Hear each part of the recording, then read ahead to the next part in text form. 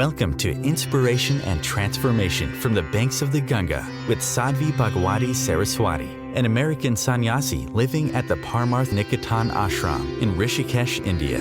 Sadhvi is president of the Divine Shakti Foundation, a charitable organization bringing education, vocational training, upliftment, and empowerment programs to women and children. Sadhvi is also Secretary General of the Global Interfaith Wash Alliance and Director of the world-famous International Yoga Festival. Join the musings of an American sannyasi as Sadhvi shares the wisdom and teachings of her guru, His Holiness Pujya Swami Chidanand Saraswatiji. Welcome everyone to Inspiration and Transformation from the holy banks of the sacred Ganga River in the land of Rishikesh, India.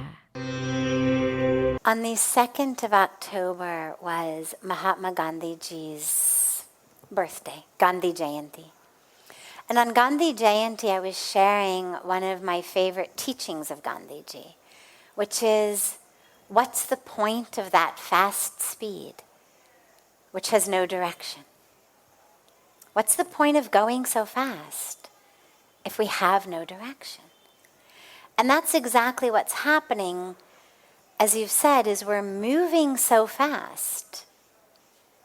But that speed itself is detrimental in many ways. And since we have no direction, we end up nowhere. I'm not sure that I would say that slow is always good and speed is always bad. I don't think that either of them is right or wrong inherently or intrinsically. I think that there's great value in both. The key, though, is that what makes slowness valuable. Otherwise, you'd say, well, what's the value in going slow? If I can do it fast, why do it slowly? The value in slowness is our ability to be aware. That proverbial slow down and smell the flowers. When we are moving fast, we tend to lose our anchoring in awareness. So we become mindless. We become unconscious. We end up inevitably saying and doing things that we later regret. That wasn't me. That's not what I meant. Those sorts of things almost always happen in times of stress because we're moving too quickly. We also end up losing that opportunity to really experience the depth and the joy of life if I'm not able to be aware. If I'm on autopilot, well, then I'm not really happy. Who's happy? Right? If I'm not even conscious in the moment, because I'm running on autopilot, because I'm running so fast that I can't be aware, juggling so many things that I'm nowhere, well, then I'm not able to really experience deep joy, deep peace, deep meaning, deep connection. So we need to be slow in order to become aware. But as our ability to be aware grows, it doesn't mean that we always need to be really slow.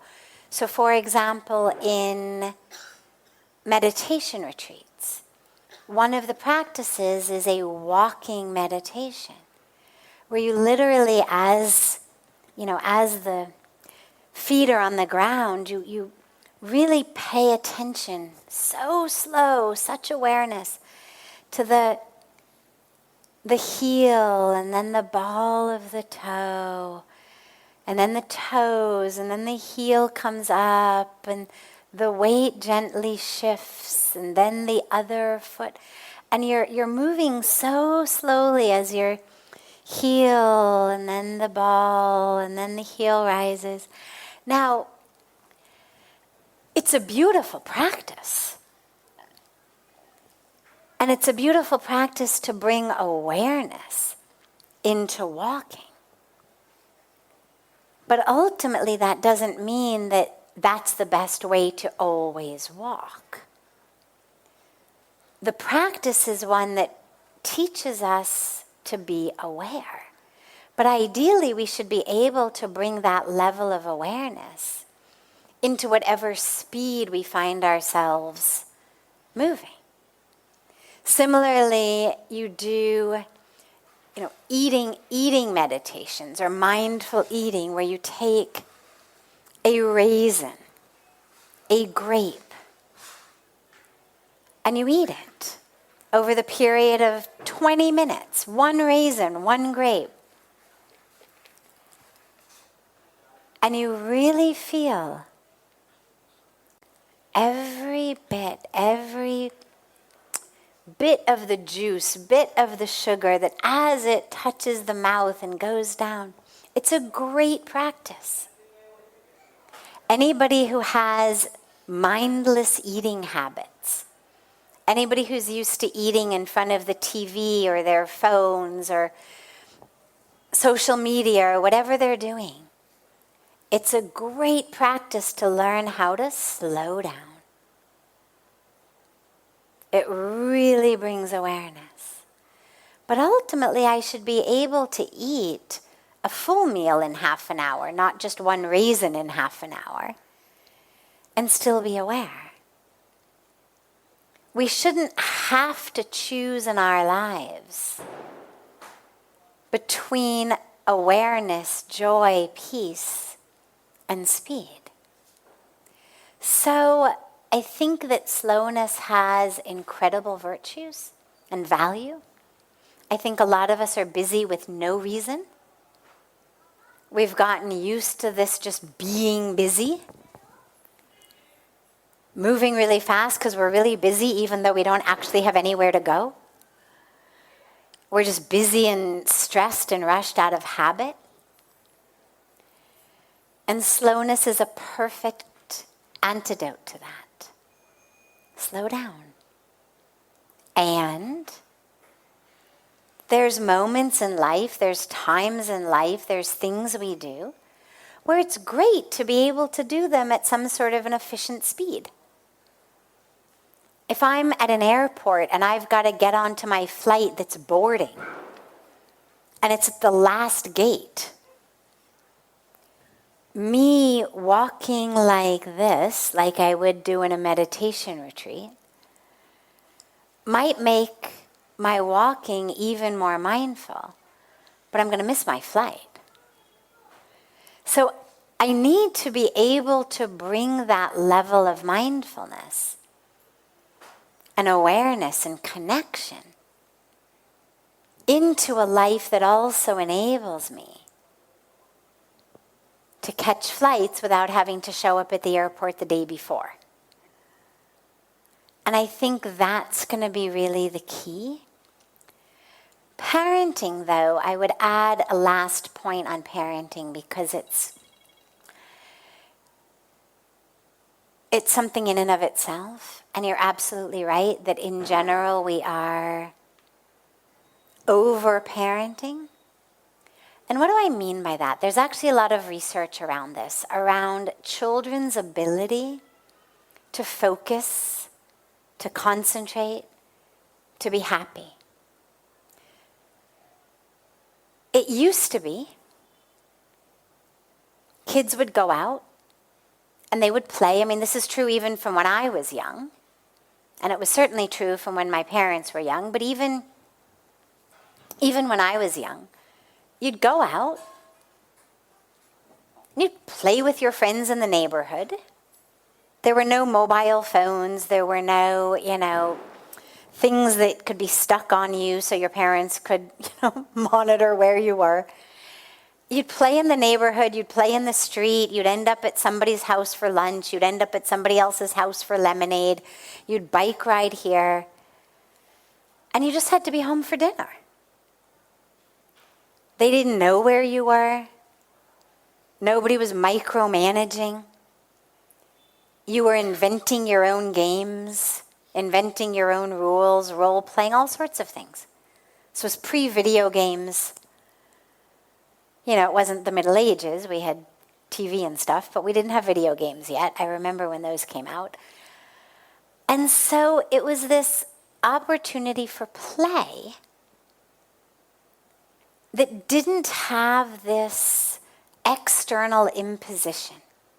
What has happened in recent years is, and some of it I think has to do with parents feeling guilty because they don't feel like they've got enough time with their kids. Parents are really busy. Parents are really preoccupied.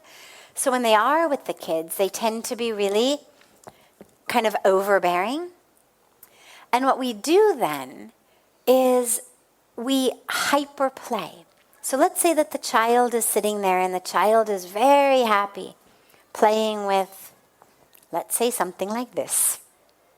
It's nothing. It's just the thing that covers my glass of water. But let's say a child came over and picked it up and it's a Frisbee. It's a UFO. It's a hat. It's, a whole world of games with this.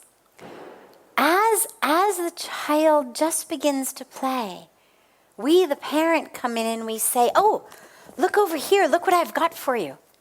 Come on, play with this toy. And then the child just starts with that.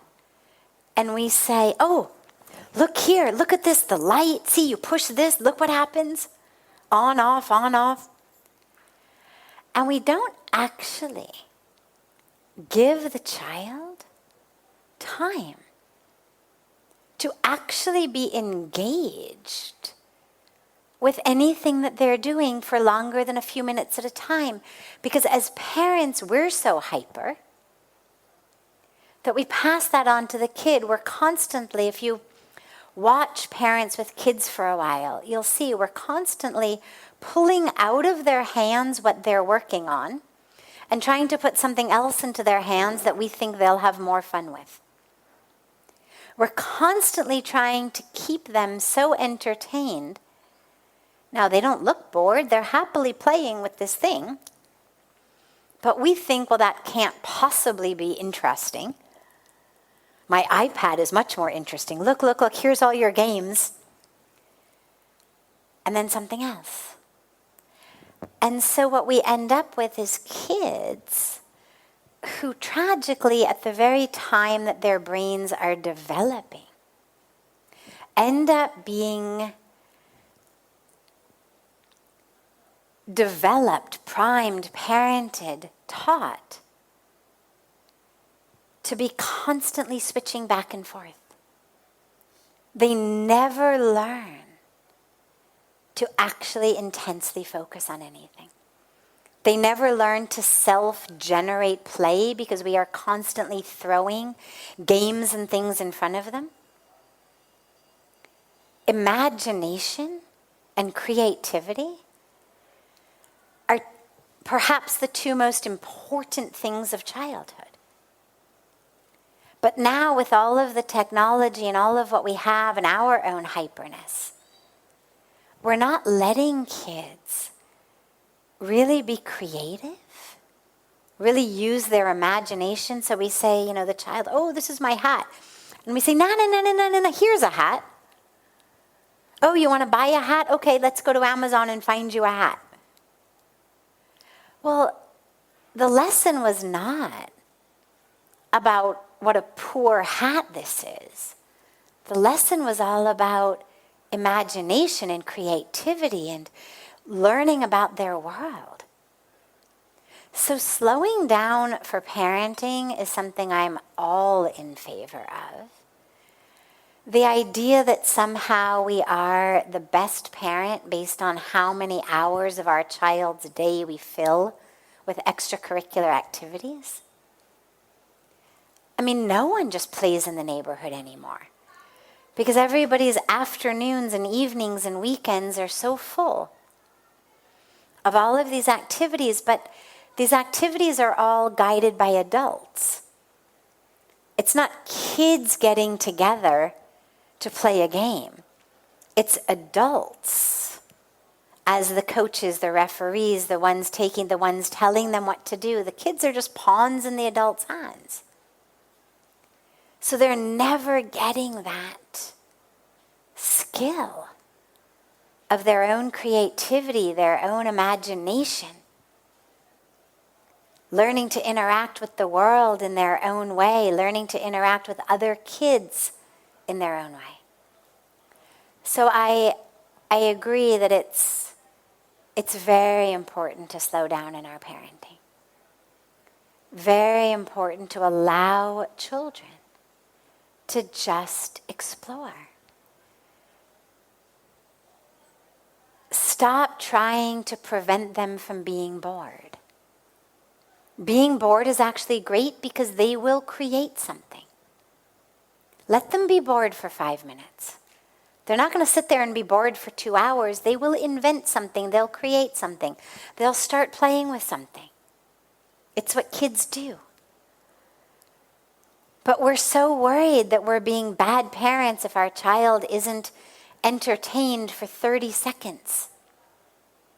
That we don't even give them the spaciousness for their own creativity. So I think bringing an idea of slow parenting is beautiful. And the last piece I would add to that is get them in nature. Because nature in and of itself is very slow. Things happen slowly, flowers open slowly, trees grow slowly. Things in nature move slowly. Not, little animals on the way, but nature itself.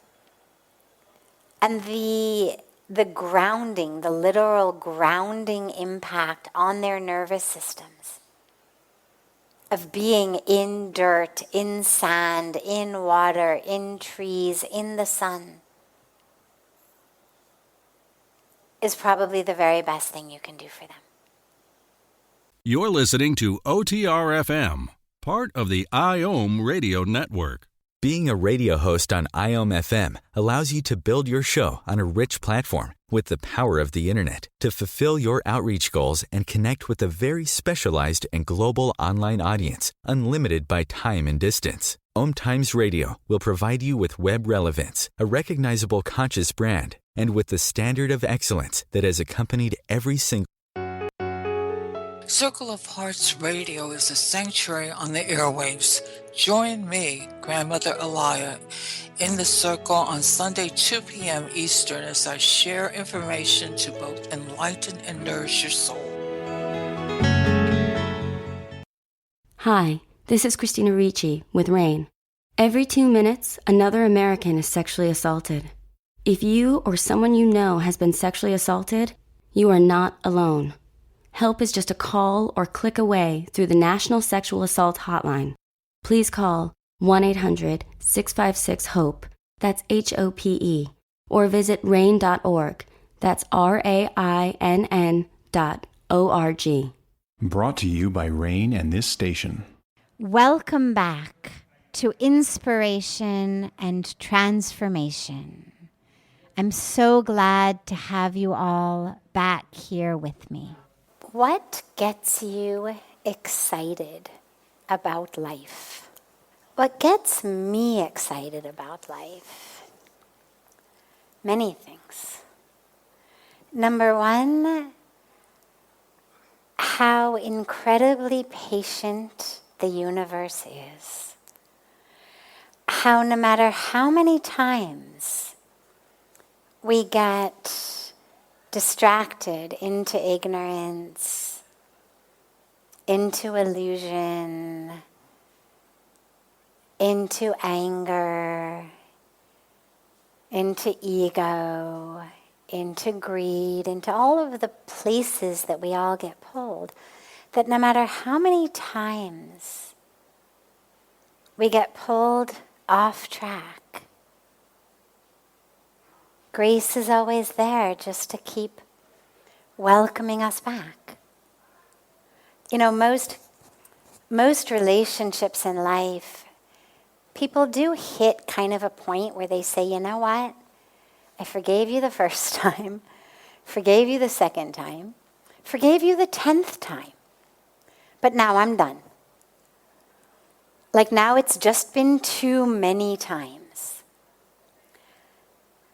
But grace is never like that.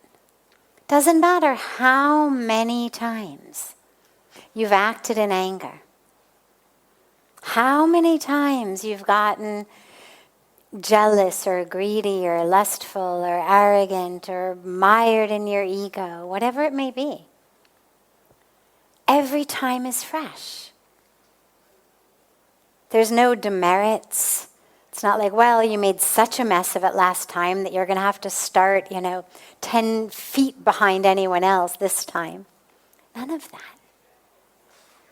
Just fresh opportunity, fresh opening, fresh presence of grace every single time we come back.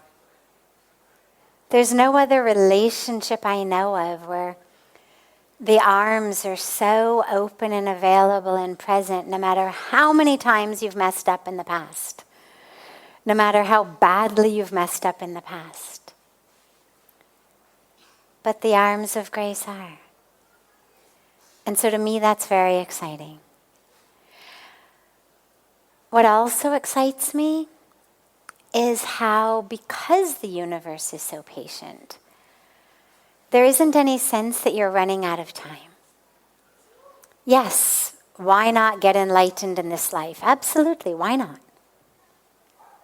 We all can, we have the opportunity. And if you don't, it's okay. You got next life. You got the life after that.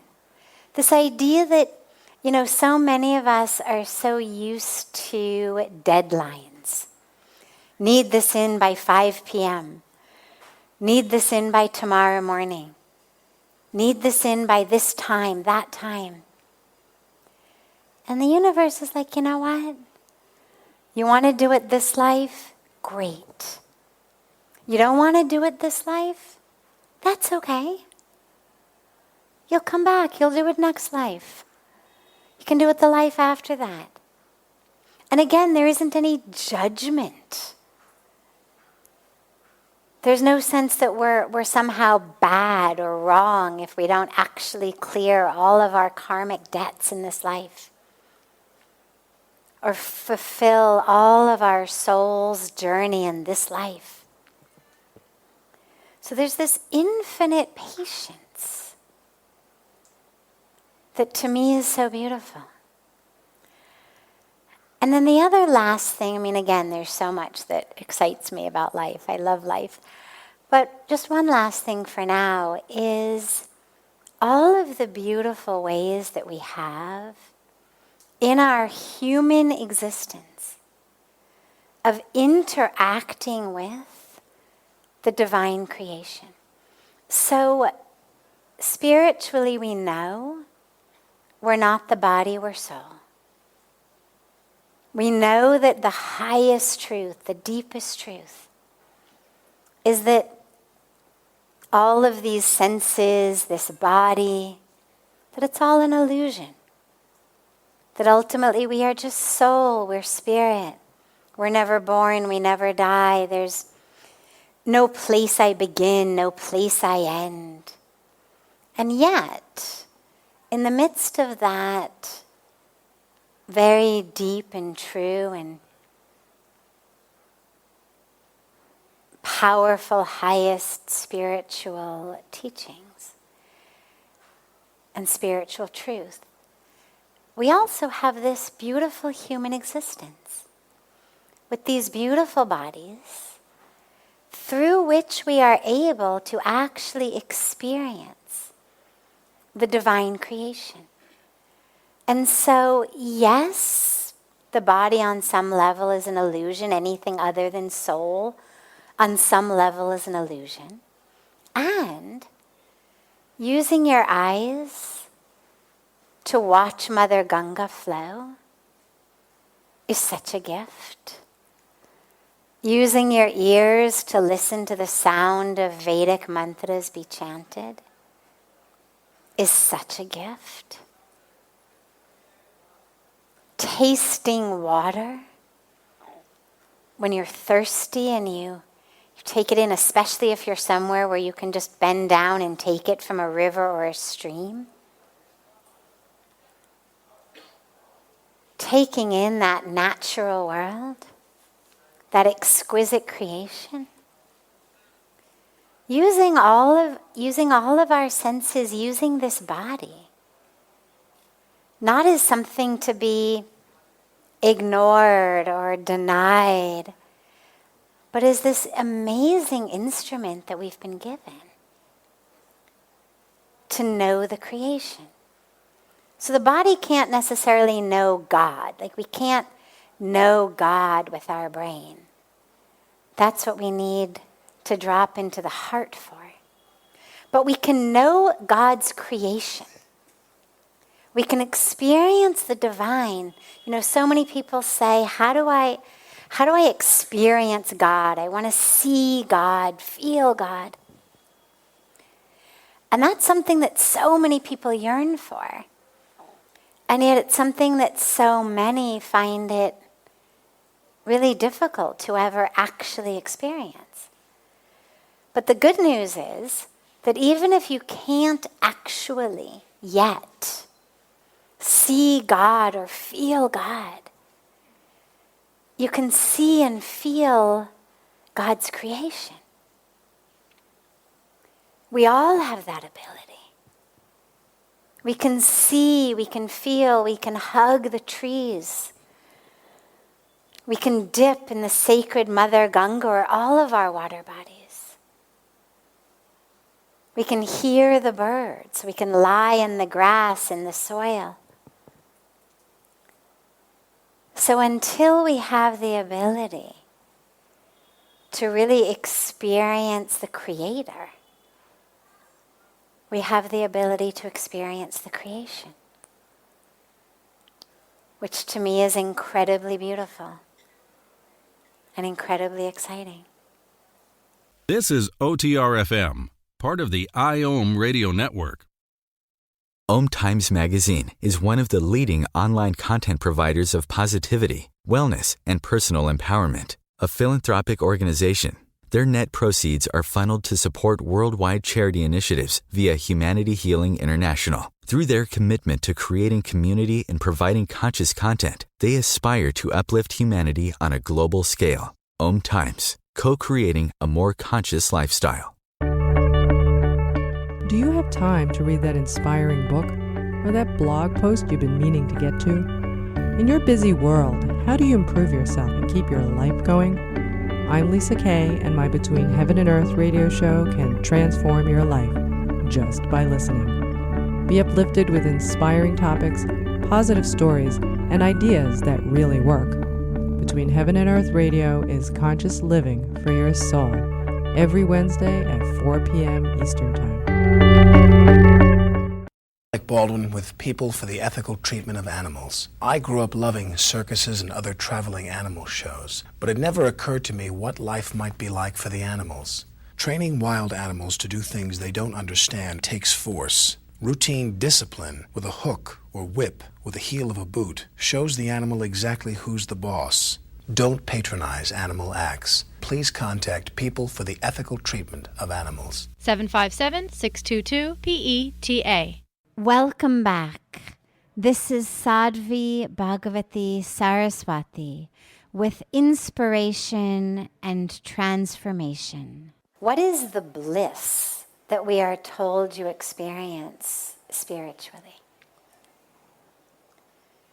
It's a bliss of union and a bliss of freedom.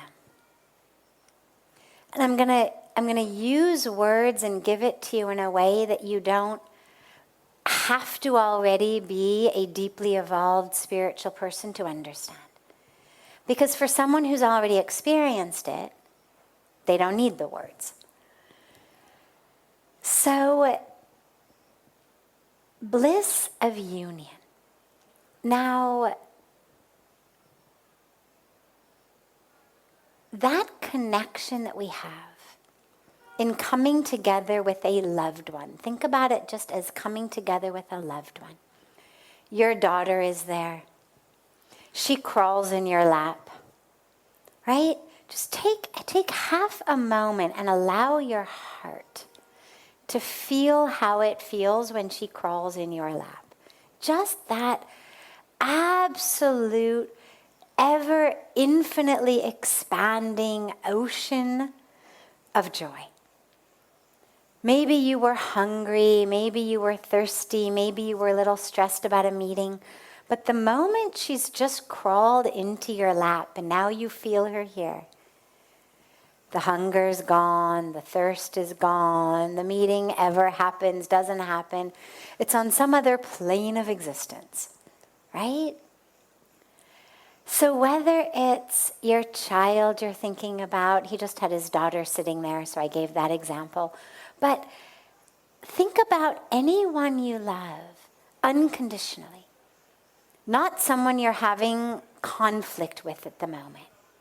Not someone you're wanting things from right now, but someone you love unconditionally. Now, what does it feel like to be in that person's arms or in their lap or have them in your lap, depending on what the relationship may be?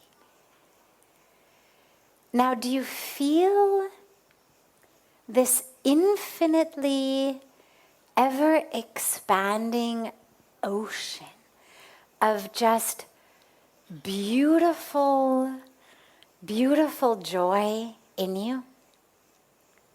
That's the bliss of union. But when you experience it with God, rather than with a physical being, it's even more powerful. Because with physical beings, with any relationship, there's that sense of, in that relationship, you are me as father. You've got a role that you're playing. She's got a role that she's playing. There's some level of we are our bodies, we are our roles, and here in this role we love each other. Father, daughter, husband, wife, mother, child. But when you are in union with God, there's no role, there's no story. It's not you in this body as this story, having a relationship with her in that body, having that story. It's you as spirit merging back into spirit. And so you take the bliss that you feel of the love of your daughter in your lap and you multiply it by God knows how many times. And you expand it beyond the ability that your human heart has to love. And that is the beginning of the understanding of the bliss of union. Then there's the bliss of freedom. Now think for a moment about something that you may desire. It's almost dinner time. Maybe you desire a pizza or some ice cream or just some really wonderful chow dal, whatever it may be. Now, when you get that, so just think for a moment, let's say that you're desiring chocolate ice cream. And now, of course, that I've said it, you'll keep desiring it. Now, when you actually taste that chocolate ice cream, something very powerful happens. We lick it, and our whole being goes, ah, and we sort of melt in that joy. However, and here's the powerful subtlety, it isn't actually the chocolate ice cream that brings us that much joy. The amount of joy that our taste buds are able to experience and that part of the brain is able to experience, it's very little. Yeah, it's nice. I mean, we certainly like food that tastes good. But that absolute sense of, is far beyond what actually chocolate ice cream can give you. The bliss of that moment is not from the object of my desire, but it is because, and this is the powerful subtlety, in that moment, I am no longer desiring. While I'm eating my chocolate ice cream, I am no longer desiring chocolate ice cream. It is the freedom from the desire that gives us that much joy. The real is essentially the being, the true being saying, oh, thank God I'm no longer desiring this thing. And that's the really powerful joy. Now you imagine that instead of getting that freedom through indulging every desire, because of course the joy only lasts briefly, right? I've had the chocolate ice cream, now it's over, now I desire another one or something else. But now if instead of that, I actually become free of desire in general, so that I'm living my life in that constant state of, oh, thank God I am not desiring. Well, that's bliss. Because it's our desires that steal our bliss. So you've got the bliss of union, the bliss of freedom, and the bliss of truth. Because imagine that you've been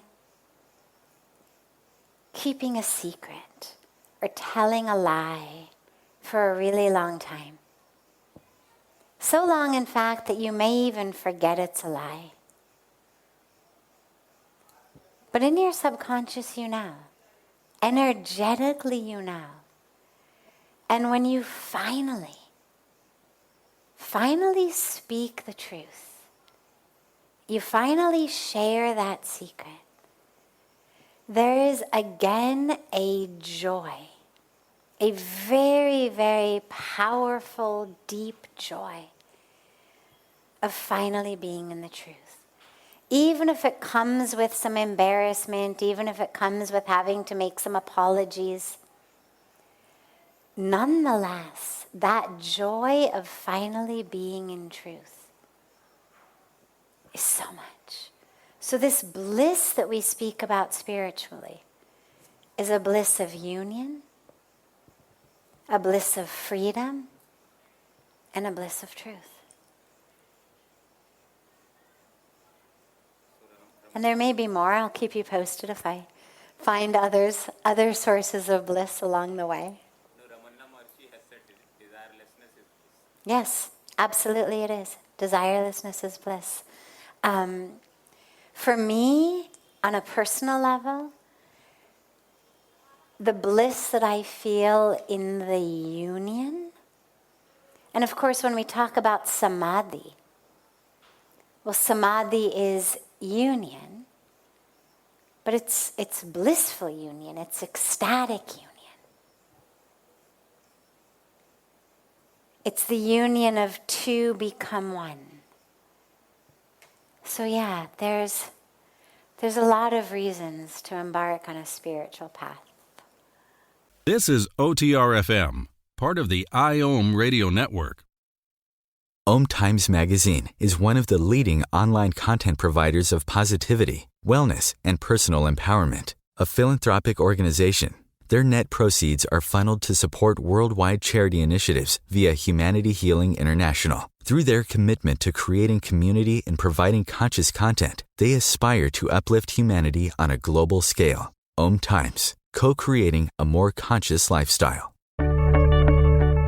Do you have time to read that inspiring book or that blog post you've been meaning to get to? In your busy world, how do you improve yourself and keep your life going?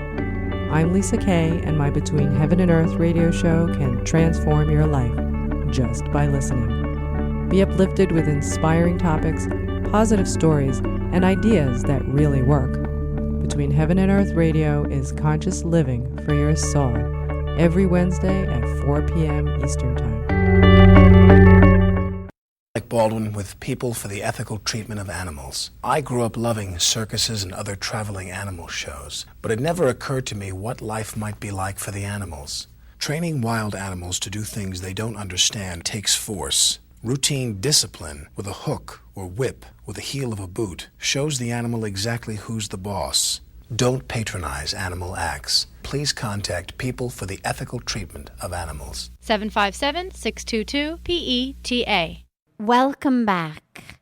This is Sadhvi Bhagawati Saraswati with inspiration and transformation.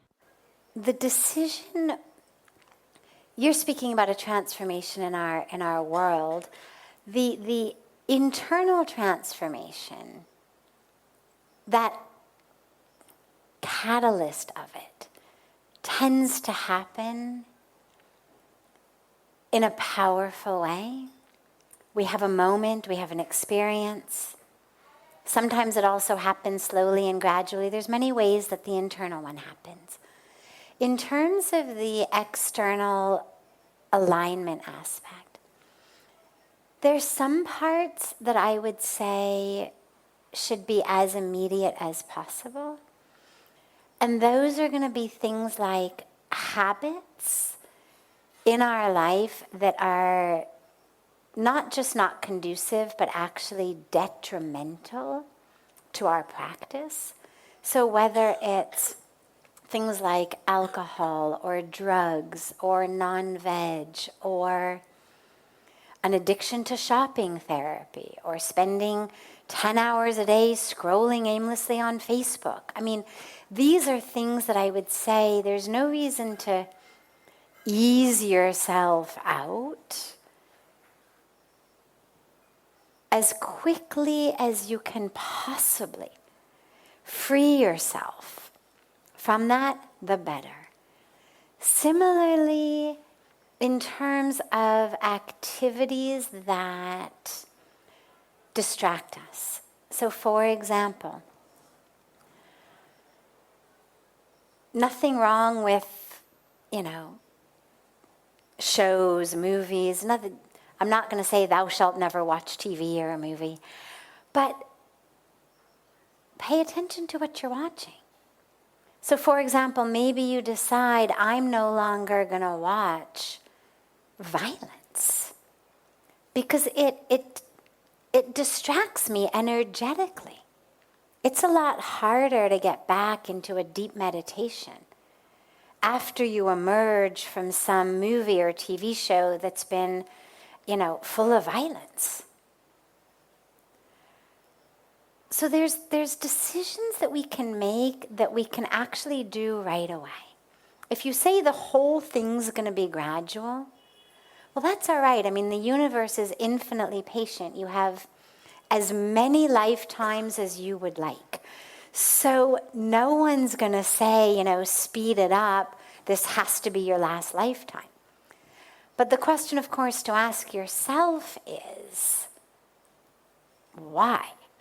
I mean, if I know that these things are detrimental to my spiritual path, why not just stop them? But then you've raised an interesting point about going slowly in order to keep other people happy or not to hurt them. Now, this is a really delicate and tricky situation Because on the one hand, as spiritual beings, we are committed to compassion, to loving kindness, to caring, to not harming, to ahimsa. And yet, the dilemma is the sheer number of lives that have been ruined by worrying about samne wale kya sochega, parosi kya kahenge. And so I'm a very staunch advocate for no longer worrying about what samne wale is thinking, what the neighbors are thinking. I've never heard of anybody at the end of their life who said, my God, I wish I had kept the neighbors happier. My God, I wish more people had looked at me and been jealous or said, wow, wow, wow, kya kam. You never hear of people regretting that they didn't pay more attention to their social reputation. You hear the opposite. You hear people saying, God, I wish I hadn't spent so much time worrying about ye theek lagta, ye theek nahi lagta, wo kya sochenge, ijjat ki baat hai, to pura jeevan usme chale jate. So you've got to ask yourself, who is the person you're trying to keep happy? And is what you're doing really keeping them happier? So, for example, let's say that I used to go out with friends every Friday night to the pub, and we would get drunk. Then I decide I don't want to do that anymore. Well, I don't think that we need to go out for at least another few times in order to ease my friends into the idea that I no longer do this. I would much rather invite them all over for a cup of coffee on a Sunday morning rather than the bar on a Friday night and say, hey, I had this amazing experience in Rishikesh. I'm no longer drinking. I don't judge you. But I've decided to change my life, so I'm not going to be joining you Friday nights. But hey, if Sunday morning coffee sounds good, I'm very happy to do Sunday morning coffee. We underestimate people's ability to handle things. We frequently think, oh, this one won't be able to handle it. They're going to be very upset. They'll have a fit. And so we run our own lives in ways that are not in alignment because we're constantly trying to sort of protect others.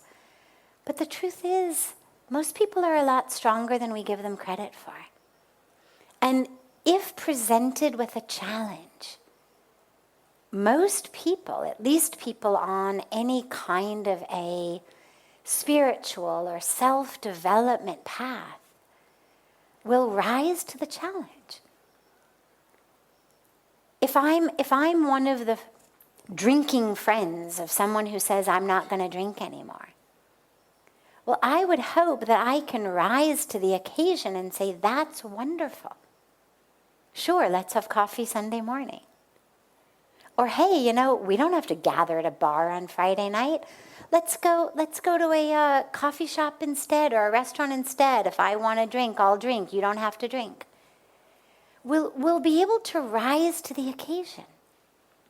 The only people who aren't able to do that is people who are absolutely stuck in their own drama, in their own ego, in their own stories. And then the question becomes, am I really helping them?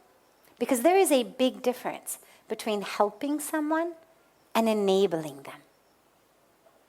Helping benefits them. Enabling them is just allowing them to continue to live in a way that is not healthy.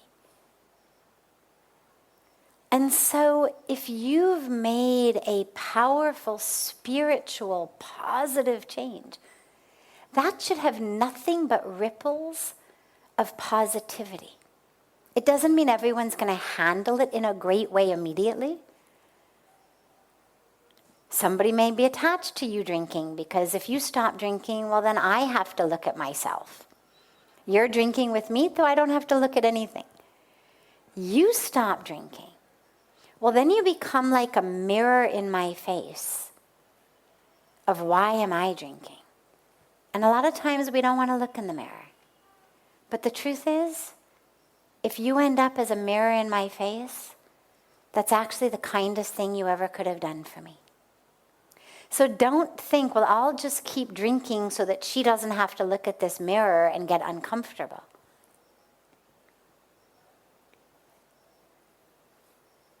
If there are people, though, who for whatever reason you really feel will be hurt in some way by your spiritual transformation, well, tap into your heart.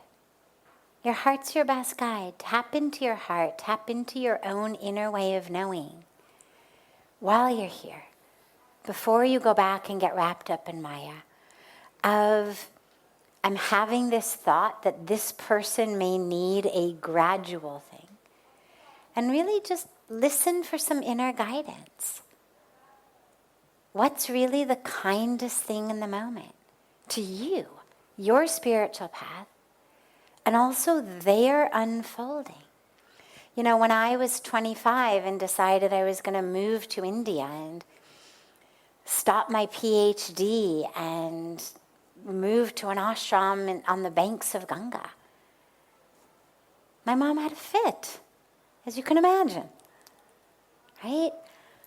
Now, I knew she would, which was why, in a very strategic way, I put it to her in a letter first and figured let her have her fit on her own, and when she calms down, then we'll actually talk about it. But I knew she would. And in the letter I said, I very much want help her out of her fit as smoothly as possible. And that by letting her know, by giving it to her with a letter first of like, you have your reaction, no problem. We'll talk whenever you're ready. You let me know. But then by letting her know that no one was going to benefit by the fit.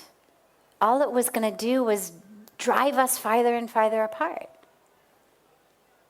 She was able to rise to the occasion. Was I scared? Terrified. I mean, I was really worried. I didn't know. I didn't realize how strong she was. I had a sense. I took a risk. But there was absolutely this sense of, oh my God, maybe she's really going to break.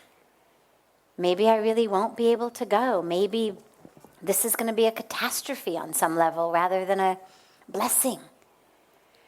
But she rose to the occasion. Put into that place of knowing that no good was going to come. She found a place within. It took her a few days to have a conversation and a few months until I was actually leaving. But, you know, she was with me the evening I left to get on the airplane to fly back, helping me pack, helping me get ready. I mean, it didn't take her very long in the scheme of things. If you imagine the, Jewish mother of an only child who's 25, who's just announced they're heading back to India. A couple months is nothing to really come around. And it was beautiful. And to see how she changed over the last 26 years. Me putting her in that situation actually catalyzed her unfolding and her growth and her blossoming in the most beautiful way. Was it easy? No. Did she continue to struggle in different ways at different times? Sure. Sure. But she kept growing. She kept stepping up. She kept growing. And it was an incredible lesson because most of our loved ones really will rise to the occasion. And if they don't, remember, the universe is infinitely patient. They don't learn it this lifetime, no problem. They'll learn it next time. It's okay. So we move as gently and lovingly and compassionately as we can. But we don't forsake our Dharma in order to walk on eggshells around someone else's fragile ego or attached agenda. That doesn't serve anyone. This brings to a close this hour of inspiration and transformation. Thank you so much for joining me. I'm so glad to be together with you all each week. And I look forward to being together again next Thursday, same time, on OMTimes Radio.